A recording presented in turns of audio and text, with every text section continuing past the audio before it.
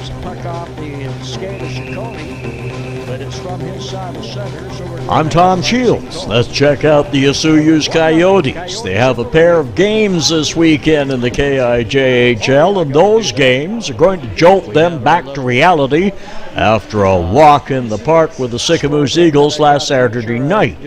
Coyotes won 8-0, and that score probably flatters the visiting Eagles, as it became Max Gaudette in goal versus a slick passing Coyote team that were constantly buzzing around his crease.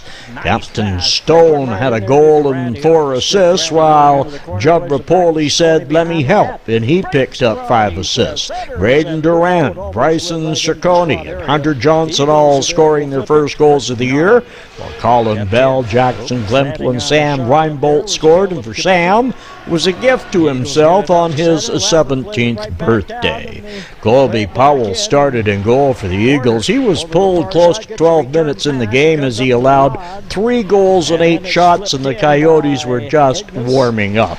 For them, the best was yet to come as Max Gaudette saved 40 of 45 shots directed his way. He was by far the best the Eagles had on the ice. For Sycamoose, it's going to be a long year. The Coyote awakening, though, will come on Friday night when they go to Rutland to take on the Kelowna Chiefs, who beat Summerland 3-2 during the week. And a good rivalry is also developed between the Chiefs and Coyotes. Should be a good one. The past 2 years, they've seen the Coyotes, though, play well in Rutland. And the Chiefs, of course, will be looking for their second straight win. The Osoyoos will be looking to continue unbeaten this season.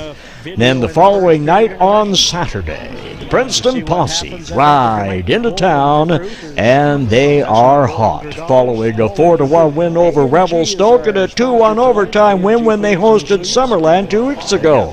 So the Steam are going for their 3rd straight win. The Saturday night game is also sponsored by Subway, who will present a trivia quiz for Subway products. The Chuck-a-Duck Jackpot is worth 300 smackers to toss the rubber ducky into the fishbowl of water near center ice. This Saturday night sounds like a winner. Prizes from Subway, they're the game sponsor, and a good hockey game with Princeton. On top of that, you know, the Posse coach is Jeff Goodman. He was the assistant coach in Osoyoos, but became the Posse head coach last year. There's also no doubt that the Osoyoos Coyotes will be targets. It's become evident early in this campaign that they are emerging as the cream of the crop in the Okanagan Shoe Swap Conference. Big surprise occurs over in the Neil Murdoch division, where Grand Forks Border Bruins have come alive. They're out swinging and lead that division with 11 points. One more than the usual leading Beaver Valley Nighthawks, who have 5 wins, 2 losses, and a tie. The tie coming with Beaver Valley back on opening night.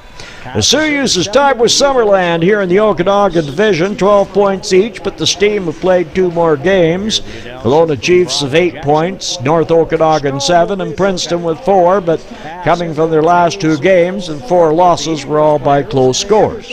In the KIJHL scoring race, Daniel Stone sits at 15 points and 5 goals and 10 assists.